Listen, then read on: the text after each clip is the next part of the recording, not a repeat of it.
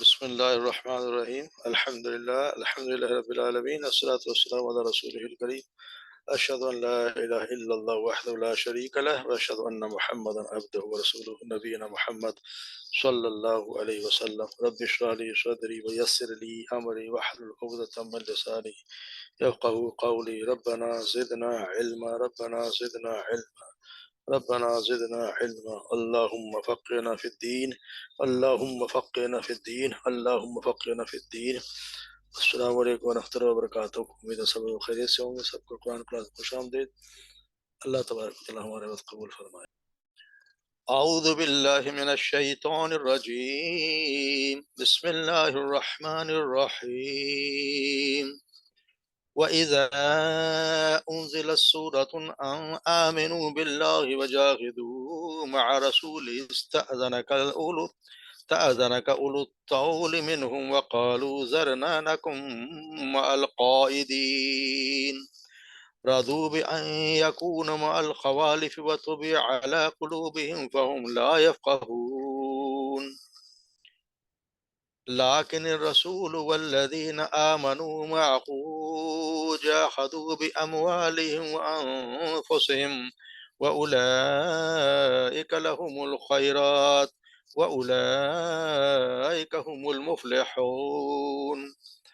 أعد الله لهم جنات تجري من تحت الأنهار خالدين فيها ذلك الفوز العظيم وجاء المؤذرون من الأعراب ليؤذن لهم وقعد الذين كذبوا الله ورسوله سيصيب الذين كفروا منهم عذاب أليم ليس على الضعفاء ولا على المرضى ولا على الذين لا يجدون ما ينفقون حرج إذا نصحوا لله ورسوله ما على المحسنين من سبيل والله غفور رحيم ولا على الذين إذا ما أتوك لتحملهم قلت لا أجد ما أحملكم عليه تولوا وعينهم تفيض من الدم حزنا ألا يجدوا ما ينفقون إنما السبيل على الذين يستأذنك وهم أغنياء رضوا بأن يكونوا مع الخوالف وطبع الله على قلوبهم فهم لا يعلمون صدق الله العظيم.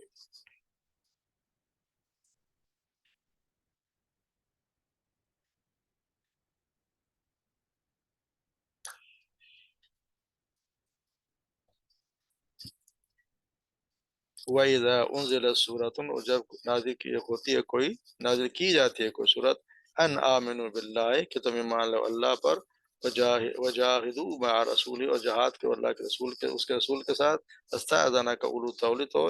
اجازت مانگ سے ہیں اولو الطول حیثیت والے مالدار لوگ منہم ان میں سے آپ سے اجازت مانگتے ہیں ان میں سے حیثیت والے یعنی مالدار لوگ وقالوا اور وہ کہتے ہیں ذرنا نکم مع القاعدین ہمیں چھوڑ دیجئے تاکہ ہم بیٹھے رہنے والوں کے ساتھ ان کے ساتھ ہو جائیں جو پیچھے رہنے والے ہیں رضو وہ راضی ہوئے ابھی ان یکونو اس بات پہ کہ یکون مال خوالفی کہ ہو جائیں ان کے ساتھ جو پیچھے رہنے والی عورتیں ہیں وطبع علی قلوبہم اور مہر لگا دی گئی ان کے دلوں پر فہم لا یفقہون اور پس وہ یفقہون یعنی کہ وہ نہیں سمجھتے لیکن رسول والذین آمنوا معه اور وہ لوگ جو ایمان لائے معه کے ساتھ جاہدوا باموالہم وانفسہم وہ جہاد کرتے ہیں اپنے مالوں سے اور اپنے جانوں سے واولئک لهم الخیرات یہی وہ لوگ ہیں جن کے لیے خیرات یعنی کہ بھلائی ہے واولئک هم المفلحون اور یہی وہ لوگ ہیں جو اصل میں مفلحون جو فلاح پانے والے ہیں اعد اللہ لهم جنات اعد اللہ اور تیار کر رکھے ہیں اللہ نے لهم ان کے لیے جنات ایسے باغات تجری من تحت انہار بہتی جن کے نیچے نہریں خالدین فیہا جن میں وہ ہمیشہ ہمیشہ رہنے والے ہیں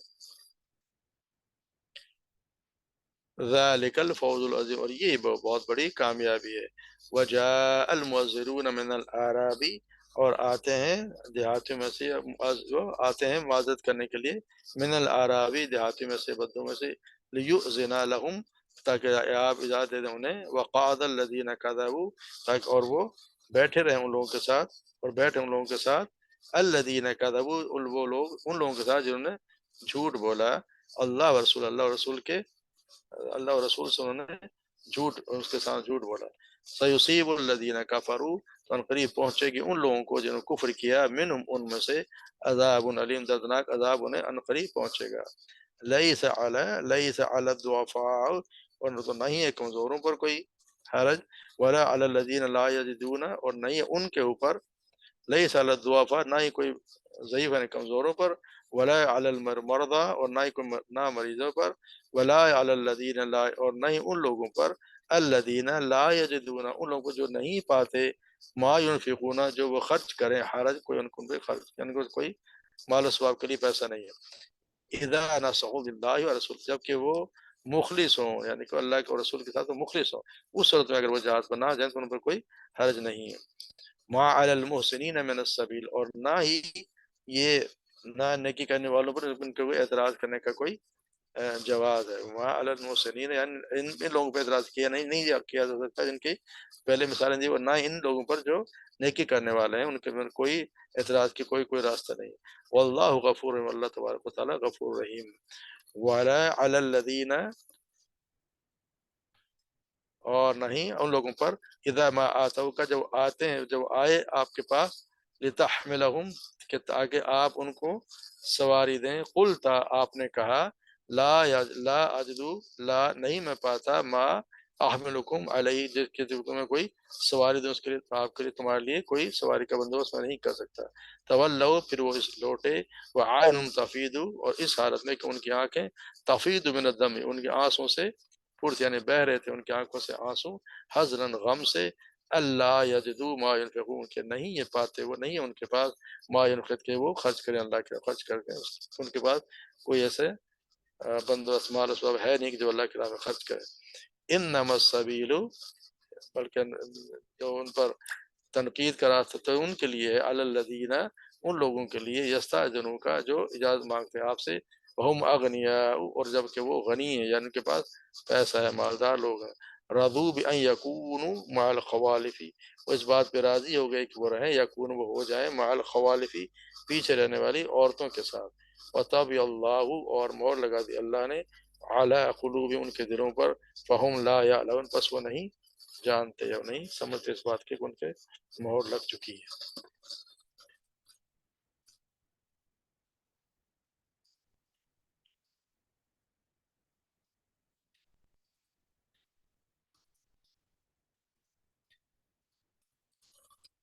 جیسے ہم پچھلے کئی دنوں سے یہی پڑھتے آ رہے ہیں کہ وہ جنگ ساری، غزوہ تبوک کے بارے میں، بہت بڑا کہتے ہیں کہ جنگ تھی جو ہوئی نہیں، اور اتنے سب لوگ، سب صرف یہی ایک جنگ تھی جس کے لیے ہر کسی کو جانے کے لیے فرض تھا کہ وہ ہر حال میں جائے گا۔ تو یہاں یہ بتایا جا رہا ہے کہ اذا انزلت، جب بھی کوئی صورت نازل ہوتی اس طرح کی، ان آمنوا باللہ، کہ تم لے آؤ، اللہ پر ایمان لاؤ، اس کے رسول کے ساتھ مل کے جہاد کرو، ان دولت جو ان میں سے جو دولت مند والے ہیں وہ پھر اجازت مانگتے ہیں، وہ آپ سے اجازت مانگتے ہیں، اولو تولی، علم رہے ہوئے، یعنی حیثیت والے، دولت والے، وہ آپ سے اجازت مانگتے ہیں ان میں سے، اور وہ کہتے ہیں کہ ہمیں چھوڑ دیجیے تاکہ ہم پیچھے رہنے والوں کے ساتھ میں بیٹھ رہنے کی، ہمیں پیچھے رہنے کی اجازت دے دیجیے۔ جہاز سے پیچھے رہنے والوں کے منافقین کی حالت پر یہ روشنی پر بھی ڈالی جا رہی ہے۔ کل بھی ہم یہی پڑھتے ہیں، آج بھی یہی ہے کہ جب بھی قرآن کریم میں کوئی صورت نازل کی جاتی ہے، اس حکم دیا جاتا ہے کہ اللہ پر ایمان لاؤ، رسول کے ساتھ جہاد کرو، تو مالدار جو منافقین تھے وہ رسول اللہ سے اجازت مانگنے لگ جاتے تھے، اور جھوٹے بہانے پیش کر کے اور عورتوں اور بچوں کے ساتھ بیٹھنے کو زیادہ پسند کرتے تھے۔ ان کے نفاق کی وجہ سے اللہ تبارک و تعالیٰ ان کے دلوں پر مہر لگا دی، اور پھر قلبے پردے پڑ گئے۔ پڑھتے ہیں کہ جب کوئی انسان جو زیادہ کرنے لگے، اللہ تبارک و تعالیٰ بار بار کرے تو پھر اس پہ اللہ تبارک و تعالیٰ مہر لگا دیتا ہے اس پہ، اور وہ پھر مہر لگا، پھر وہ سمجھتے ہیں، ان کی سمجھ بات آتی نہیں ہے۔ جب جنگ ہوتی ہے تو یہ لوگوں میں سے بزدل ثابت ہوتے ہیں، جب امن ہوتا ہے تو سب سے زیادہ باتیں ہی کرتے ہوتے ہیں، جب امن ہوتا ہے تو ایسی باتیں کرتے ہیں جو اس اللہ تعالیٰ نے جیسے سورہ عذاب میں فرمایا کہ فیضا جال خوف، اور جب خوف آپ پہنچ تو انہیں دیکھا کہ تو تیری طرف ایسے دیکھتے ہیں جب ان کی آنکھیں اس شخص کی طرح گھومتی ہیں جس پر موت کی غشی طاری ہو جاتی ہے۔ خوف جاتا رہتا ہے تو تمہیں تیز زبانوں کے ساتھ تکلیف دیں گے، جب خوف جاتا ہے تو پھر یہ باتیں کرنے لگ جاتے ہیں۔ تو آیت ادھرتی ہے کوئی ہے جنگ کے لیے تو ان کی جان جاتی ہے۔ جیسے سورہ محمد میں اللہ تعالیٰ فرماتا ہے وَإِذَا أُنزِلَتْ سُورَةٌ مُحْكَمَةٌ وَذُكِّرَ فِيهَا الْقِتَالُ، جب بھی کوئی محکم صورت نازل کی جاتی ہے تو لڑائی کا ذکر کیا جاتا ہے۔ رَأَيْتَ الَّذِينَ فِي قُلُوبِهِم مَرَضٌ، اور جب تم دیکھو گے ان لوگوں کو جن کے دلوں میں بیماری ہے، يَنظُرُونَ إِلَيْكَ نَظَرَ الْمَغْشِيِّ عَلَيْهِ مِنَ الْمَوْتِ، وہ تیری طرف اس طرح دیکھیں جیسے اس شخص کو دیکھنا ہوتا ہے جس پر موت کی غشی ڈالی گئی ہے، اس طرح وہ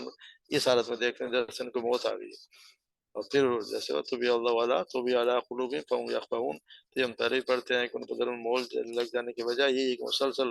گناہوں کا نتیجہ یہ ہوتا ہے کہ اللہ تبارک و تعالیٰ پھر انسان کو اس کی خود کی سوچنے سمجھنے کی صلاحیت آری ہو جاتا ہے۔ اللہ تبارک و تعالیٰ جب بھی انسان کوئی گناہ کرتا ہے تو اس کے دل پر ایک سیاہ نقطہ لگا دیا جاتا لگ جاتا ہے، اور پھر وہ گناہ اگر چھوڑ دے تو اس کا دل صاف ہو جاتا ہے، اگر نہ چھوڑے تو پھر وہ گناہ کرتے کرتے کرتے وہ سیاہ نقطہ بڑھتا جاتا ہے تاکہ سارے دل پر چھا جاتا ہے۔ تو پھر وہ کچھ اس کی کوئی سمجھنے کی اور کوئی بات کو سمجھ کے اس کو کوئی سمجھ آتی ہی نہیں، اس کو کوئی بہت ممکن ہی نہیں ہے کہ وہ کوئی بات سمجھ، کیونکہ اس کے دل میں کوئی بات گھستی نہیں ہے، کوئی حق کی بات اس کو سمجھ نہیں آئی۔ لیکن وہ لوگ یہ سوال ان لوگوں کو دیا لیکن رسول خود اور والذین آمنوا، اور وہ جو لوگ جو ایمان لے اس کے ساتھ جاہدوا باموالہم وانفسہم، وہ جہاد کرتے ہیں اللہ کے رسول خود اور وہ لوگ جو ان پر رسول پر ایمان لے، اللہ پر ایمان لے، وہ جہاد کرتے ہیں اپنے مالوں سے اور اپنی جانوں سے۔ پھر اولئک لہم الخیرات، خیرات یہی وہ لوگ ہیں جن کے لیے سب بھلائیاں ہیں، کس بھلائی انہیں کو ملیں گے جو اللہ کی راہ میں جہاد کرے گا۔ واولئک هم المفلحون، یہی وہ لوگ ہیں جو صحیح معنی میں فلاح پانے والے ہیں۔ یہ منافقین کے برعکس اہل ایمان کا رویہ یہ کہ اپنے جانوں اپنے مالوں کے ساتھ اللہ کی راہ میں جہاد جانوں کی پرواہ ہے، نہ مالوں کی کوئی پرواہ ہے۔ ان کے نزدیک اللہ کا حکم سب سے بالا تر ہے، انہی کے لیے اس لیے جب ہر چیز کے لیے اللہ کا حکم ان کے بالا تر تو ساری بھلائی انہی کے لیے، آخرت کی بھلائیاں ہیں اور جنت کی نعمتیں، اور اللہ کے نزدیک دین و دنیا کی سارے منافع اور سب بھلائیاں انہی کے لیے، اور آخر کامیابی اصل کامیابی کے حامل یہی لوگ ہوں گے۔ اولئک هم المفلحون، ہم بھی آج الف لام یہی وہ لوگ ہیں، یعنی اصل میں لوگ یہی ہیں جو کامیاب ہیں۔ اور پھر آگے کر خود اللہ تعالیٰ بتا دیا سورہ حجرات میں اللہ تعالیٰ کہتے ہیں انما المؤمنون الذین آمنوا باللہ ورسولہ،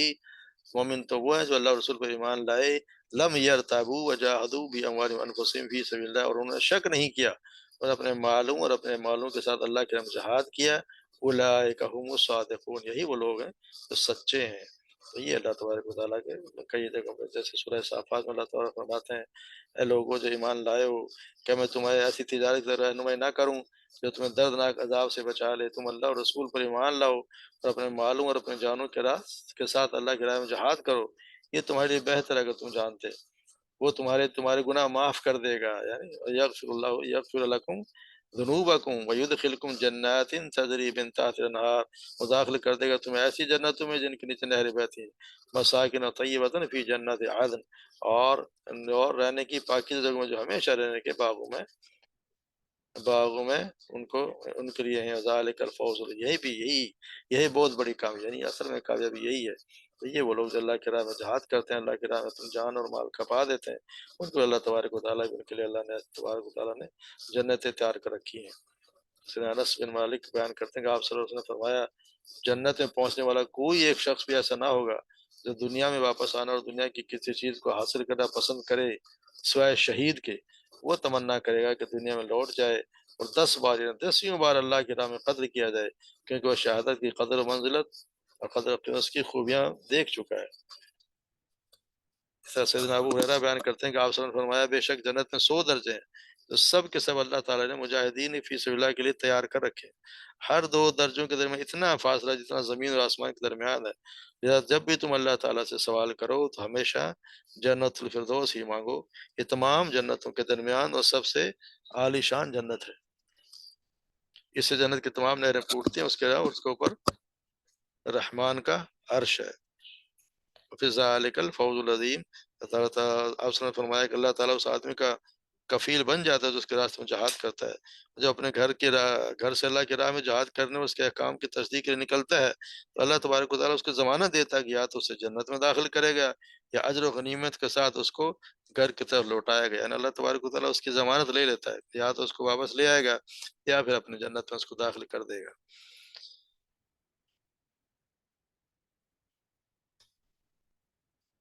پھر بتایا وجاء المعذرون من الاعرابی،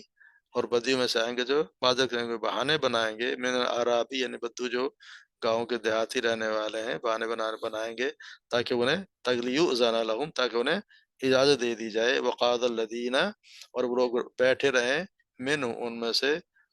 قاد الذین قذبوا اللہ ورسولہ، جنہوں نے اللہ اور رسول کے ساتھ جھوٹ بولا، ان میں سے جنہوں نے کفر کیا جلدی در جانے کی، پھر جنہوں نے کفر کیا ہے ولا المردا یہ ویصیب الذین کفروا من، اور قریب دیا جائے گا انہیں جنہوں نے کفر کیا ان میں سے عذاب علیم، دردناک عذاب۔ تو اس میں آیت میں مدینہ کے آس پاس کے جو دیہاتی منافقین تھے ان کا ذکر ہے کہ جو ہی جہاد کے روانی کا حکم آتا تو یہ دیہاتی مدینہ شہر کی طرف منافقین کی طرف ہلے بہانے کر کر جہاد سے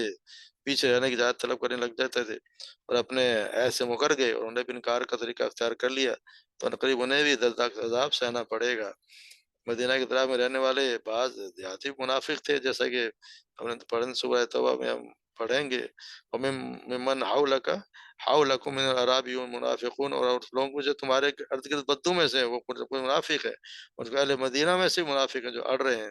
تو تم نہیں جانتے، تو انہیں نہیں جانتا، ہم انہیں جانتے ہیں، ان قریب ہم انہیں دوبارہ عذاب دیں گے جو بہت بڑے عذاب کی طرف لوٹائے جائیں گے۔ یعنی کہ جو منافقین تھے وہ چاہے مدینہ منورہ میں ہوں چاہے باہر کے گاؤں میں ہوں، ان کا سب کا ایک ہی طریقہ تھا کہ وہ بہانے بنا کے اور جان چھڑاتے کہ ہمیں جنگ پہ نہ جانا پڑے۔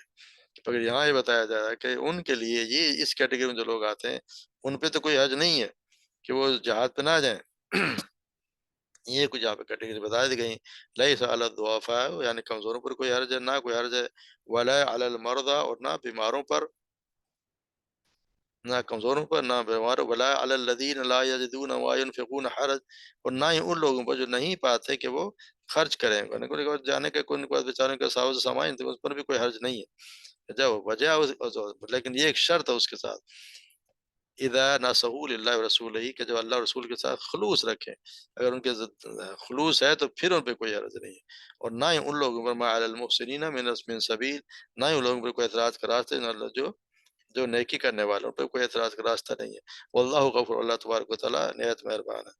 تو ان لوگوں میں ان آیت میں ان لوگوں کا تذکرہ ہے جو واقعی معذور تھے اور ان کا عذر بھی واضح تھا، مثلا کوئی ضعیف و ناتوان تھے، یعنی بوڑھے قسم کے لوگ تھے، بچے تھے، عورتیں تھیں اور کمزور لوگ تھے، یا وہ معذور تھے جو کسی بیماری کی وجہ سے جہاد نہ کر سکتا ہو، جیسے اندھا ہوا، لنگڑا ہے یا پائج ہے، یا وہ صحت مند مسلمان جس کے پاس زیادہ راہ نہ ہو، نہ ہتھیار خریدنے کے لیے پیسے ہوں اور نہ اس کو سواری ہو،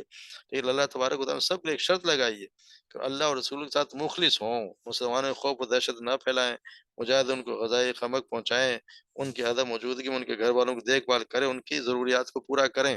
اگر یہ شرائط ہیں ان کے پاس تو پھر تو بڑی ٹھیک بات ہے، ورنہ تو بڑی شرم کی بات ہے کہ وہ لوگ اپنے گھروں میں بیٹھے رہے، ہٹے کٹے ہیں، تندرست ہیں، صاحب مختر میں، پیسہ بھی ان کے پاس ہے، ایمان کا دعویٰ کر رہے ہیں اور بیٹھے رہتے ہیں، ان کے ساتھ بیٹھنے کے لیے تیار ہیں کہ ہم پیچھے عورتوں کے ساتھ بیٹھ جائیں۔ تو اس کے لیے کہا گیا ہے کہ یہ مجبوریاں صرف اس صورت کے لیے ہے کہ وجہ سے معاف ہو سکتی ہیں جب کہ اللہ رسول کے ساتھ سچے وفادار ہوں، اور اگر نہ وفاداری موجود نہ ہو تو کوئی شخص بھی اس لیے معاف نہیں کیا جا سکتا ہے اس ادائے فرض کے موقع پر بیمار یا نادار تھا۔ اللہ تو صرف ظاہر کو نہیں، اللہ تو ظاہر کو نہیں وہ دیکھتا ہوتا ہے ایسے لوگوں کو جو بیماری کا، یہ تو نہیں کہ ایک شخص کا اللہ تو اس شخص کے دل کا جائزہ لے گا، پورے مخفی اور بظاہر برتاؤ کو تو دیکھے گا، اور اللہ جانچے گا اس کی معذوری ایک وفادار بندے کی سی معذوری تھی یا ایک غدار ایک باغی کی سی تھی۔ اس کا یہ نہ ہو کہ ایک شخص تو ایسا یہ ہوتا ہے کہ ایک آدمی وہ کہ اس کا کہ یہ ہو کہ بیمار اور وہ یہ کہے کہ چلو جی اچھا ہوا میں ایسے وقت پہ بیمار پڑ گیا، جان چھٹی میں مجھے جانا نہ پڑا، تو یہ اس کا آپ اندازہ لگا لیں وہ کیسا مخلص ہے۔ اور ایک دوسرا شخص ہے وہ جب بیمار ہو گیا تو وہ بیچارہ پریشان اور رو رہا ہے کہ کاش میں بیمار نہ ہوتا تو میں اللہ کے رسول کے ساتھ جاتا اور جہاد میں شامل ہو جاتا۔ ان دونوں میں فرق ہے۔ تو وہ لوگ جنہوں نے اللہ کے رسول کے ساتھ خلوص ہے، یعنی خلوص دل سے وہ ایمان رکھتے ہیں، ان کے لیے معذرت ہے, उन पे कोई हर्ज उनसे पूछताछ नहीं होगी, उनका कोई मुहासबा नहीं होगा, मगर उन लोगों को जो बिला वजह या झूठे बहाने बना के जा नहीं जा रहे, उनका मुहासबा ज़रूर होना। तो ये वला अलल्लज़ीना इज़ा मा अतौका, और उन लोगों के उन पर भी कोई हर्ज नहीं है, कोई नहीं है जो आए आपके पास, मा अतौक वो आए आपके पास लितहमिलहुम, कि आप उनके लिए कोई सवारी मुहैया करें। कुल्ता, और आपने कहा ला अजिदु मा अहमिलुकुम अलैहि, और आपने कहा कि मेरे पास मैं तुम्हारे पे सवारी का बंदोबस्त नहीं मैं तुम्हारे साथ सवारी का बंदोबस्त नहीं कर सकता। तो फिर उनकी हालत ये थी कि जब वो लौटे तवल्लौ अयनुहुम, जब वो लौटे तो उनकी आँखें तफ़ीदु मिन अद-दम, आँसुओं से तर थीं। फिर आँसू से यार अफ़सोस की वजह से उनकी आँखों से आँसू बह रहे थे, और उस गम से वो नहीं पाते थे कि खर्च करें। इसे उसको ये गम था कि हम हमारे पास खर्च करने के लिए कुछ भी नहीं, अगर खर्च करना हमारे पास भी होता तो फिर हम ज़रूर जाते। तो ये उन मुसलमानों के दूसरे गिरोह का ज़िक्र, जिनके पास अपनी सवारियाँ भी नहीं थीं। वो बेचारे इतने मजबूर थे कि उनके पास सवारियाँ नहीं, और आप सल्लल्लाहु अलैहि वसल्लम ने भी उन्हें सवारियाँ पेश करने से माज़रत कर ली। तो इस पर इतना सदमा हुआ कि बेइख्तियार उनकी आँखों से आँसू रवां हो गए, कि गोया मुखलिस मुसलमान जो किसी भी लिहाज से माकूल उज़्र रखते थे, अल्लाह ताला जो ज़ाहिर बातिन से बाखबर, उनको जहाद से मुस्तस्ना कर दिया। सैयदना अनस बिन अब्बा बयान करते हैं कि जब हम ग़ज़वा तबूक से नबी के साथ हमरा लौटे, तो आपने फरमाया कुछ लोग मदीना में हमसे पीछे रह गए, वो ऐसे हैं कि जिस दर्रे मैदान में हम चले, यकीनन वो किसी हमारे साथ सवाब में शरीक, हर माह में हर साथ सवाब में शरीक रहे, क्योंकि वो किसी शरई उज़र ने जहाज में आने से रोक दिया।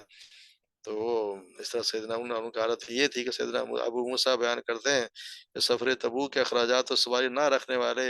मेरे दोस्तों ने मुझे रसूलुल्लाह सल्लल्लाहु अलैहि वसल्लम के पास सवारी मांगने के लिए भेजा। मैंने कहा कि अल्लाह के रसूल, मुझे मेरे दोस्तों ने आपके पास भेजा है ताकि आप हमें कोई सवारी दे दें। तो आपने फरमाया, अल्लाह वल्लाह मैं तुम्हें कोई सवारी नहीं दूँगा। दरअसल मैं ऐसे वक़्त में हाज़िर हुआ था कि आप सल्लल्लाहु अलैहि वसल्लम गुस्से में थे। अब ये वजह पता नहीं क्या वजह थी। मगर मुझे कुछ इल्म ना था, मैं सख्त गमज़दा होकर अपने साथियों के साथ पहुँचा और सारी बात उनको बता दी। मुझे वो गम 2 गम लगे हुए थे। एक तो ये कि मैं मुझे हमें सवारी नहीं मिली, दूसरा ये कि कहीं आप सल्लल्लाहु अलैहि वसल्लम मुझसे किसी वजह से नाराज़ ही ना हो। वापस से मुझे थोड़ी देर हुई थी कि मैंने सुना कि बिलाल रज़ियल्लाहु ताला मुझे आवाज़ें दे रहे हैं। कहने लगे रसूलुल्लाह सल्लल्लाहु अलैहि वसल्लम आपको बुला रहे हैं, मेरे साथ चलो। मैं हाज़िर खिदमत हुआ, आप सल्लल्लाहु अलैहि वसल्लम ने फरमाया, इन ऊँटों में से 6 ऊँट ले लो और अपने साथियों से जाकर कहो कि अल्लाह ताला ने ये,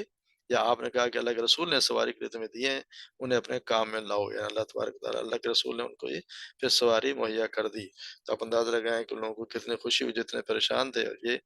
उनकी हालत थी कि वो बेचारे रो रहे थे। तो फिर इन्नमा सबील अलल्लज़ीना, एतराज़ का रास्ता सिर्फ़ उन लोगों के लिए है ना, सबील रास्ते का एतराज़ उन लोगों के लिए, सिर्फ़ दर हकीकत एतराज़ उन लोगों के लिए यस्तअज़ीनुका, वो जो कि इजाज़त,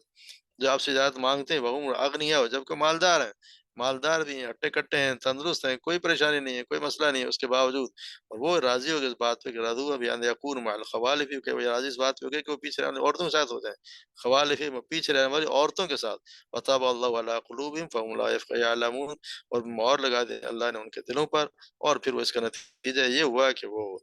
नफ़ा नुकसान की तमीज़ करने की सलाहियत ही छीन ली अल्लाह तबारक व तआला ने उससे। तो इन्हें अल्लाह तबारक व तआला ने बाद में काबिल मलामत उन लोगों को करार दिया जिन्होंने मालदार होते हुए भी झूठा अज़र पेश करके रसूलुल्लाह सल्लल्लाहु अलैहि वसल्लम से इजाज़त ले ली, और औरतों के साथ और बच्चों के साथ पीछे रहने का वारा किया। कि इसका नतीजा क्या हुआ? ये तो ये हुआ कि अल्लाह ने उनके दिलों पे मोहर लगा दी, और फिर वो ये अब समझने से भी फारिग, उनको कुछ भी नहीं समझ आ सकता। तो ये दिलों पर मोहर लगना असल मुसलसल वही बात है कि जब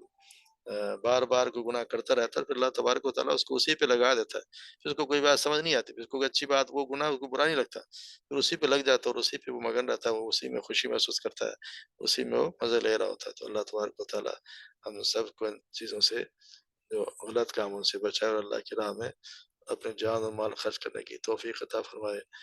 जान ना भी तो माल, जान का तो मौका नहीं, तो अल्लाह तबारक व तआला माल ज़रूर अपनी राह में खर्च करने की तौफ़ीक़ अता फ़रमाए। वमा अलैना इल्लल बलाग।